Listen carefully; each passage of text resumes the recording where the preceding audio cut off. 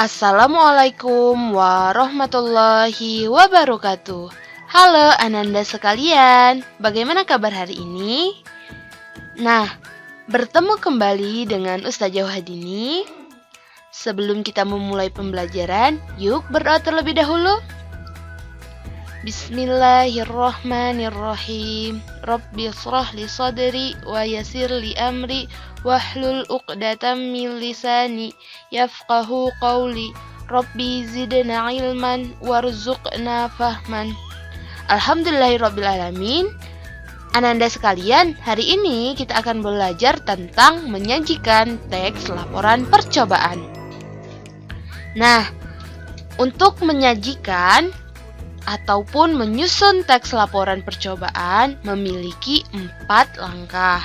Yang pertama, menentukan tema dan judul percobaan. Yang kedua, menyusun tujuan percobaan. Yang ketiga, menyusun isi laporan percobaan. Dan langkah yang terakhir adalah menyimpulkan hasil percobaan.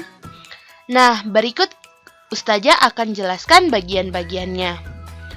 Bagian yang pertama, menentukan tema dan judul percobaan.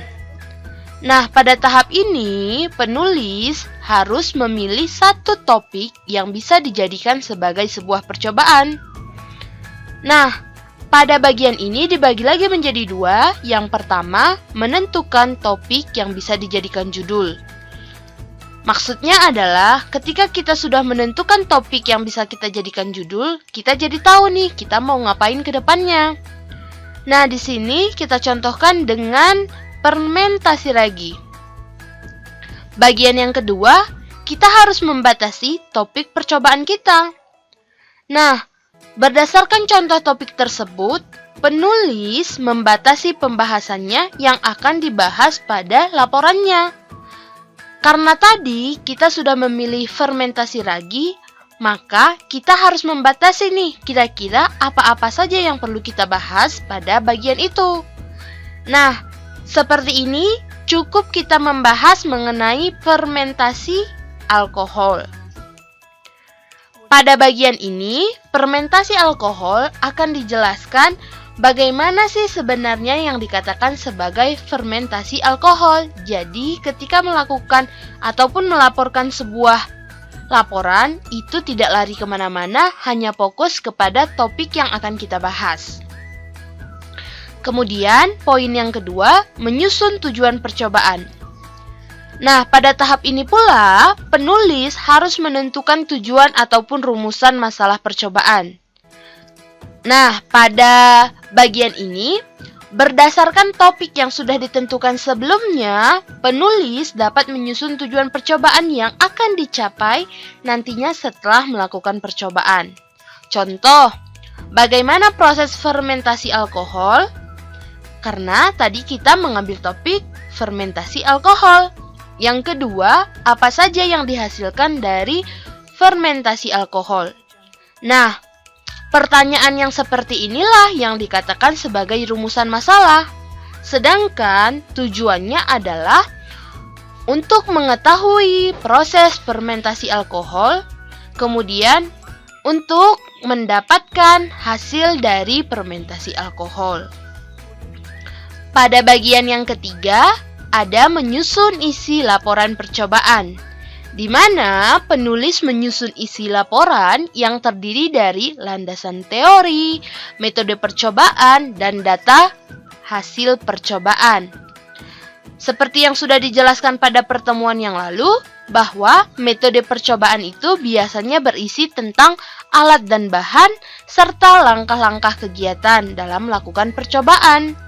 Kemudian, landasan teori itu berkaitan dengan pengertian tentang topik yang kita angkat. Karena yang tadi fermentasi alkohol, makanya kita akan membuat pengertian fermentasi dan mikroba yang berperan dalam proses fermentasi.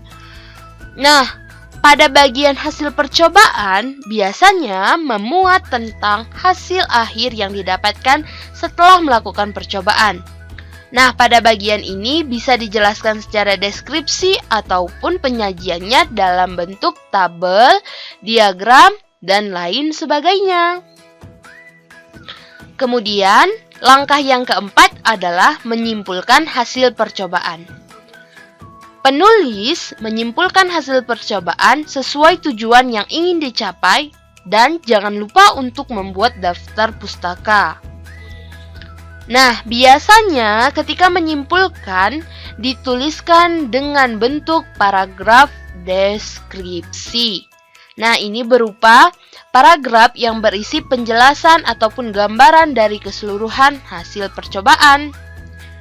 Nah, biasanya ketika kita membuat paragraf simpulan ditandai ataupun diawali dengan kata "jadi", hasilnya apa?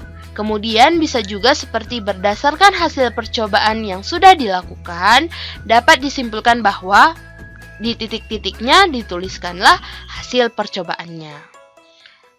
Nah, gimana Ananda? Apakah sudah paham? Nah, untuk lebih pahamnya, mari kita perhatikan contoh berikut ini. Nah, untuk contohnya, kita langsung kepada pembahasan tentang fermentasi ragi. Ini merupakan salah satu jenis laporan tentang praktikum yang sudah pernah dilakukan. Nah, seperti struktur pada umumnya, bahwa teks laporan itu memiliki yang namanya pendahuluan, di mana berisi tentang latar belakang. Latar belakangnya biasa berisi kenapa sih pentingnya harus melakukan penelitian tentang fermentasi ragi. Kemudian rumusan masalah dan tujuannya.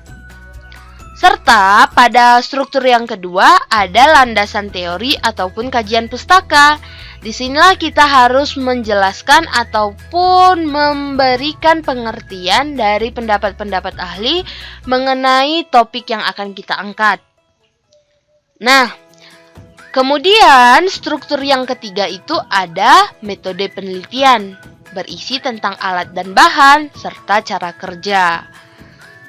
Yang keempat ada hasil dan pembahasan. Seperti yang sudah Ustazah jelaskan bahwa pada hasil percobaan bisa dijelaskan hanya menggunakan tabel ataupun diagram dan lain sebagainya.